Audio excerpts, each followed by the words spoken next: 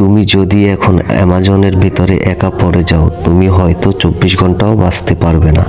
কারণ এখানে সবচেয়ে বড় শত্রু প্রাণী না, জঙ্গল নিজেই। পৃথিবীর সবচেয়ে বড় রেইন ফরেস্ট অ্যামাজন, যেটাকে বলা হয় পৃথিবীর ফুসফুস। কিন্তু এই সবুজ সৌন্দর্যের ভিতরে আছে এমন এক বাস্তবতা, যেখানে বেঁচে থাকার কোনো গ্যারান্টি নেই। মানুষ খুব দ্রুত বুঝতে পারবে সে হাঁটছে, কিন্তু জানে না কোথায় যাচ্ছে।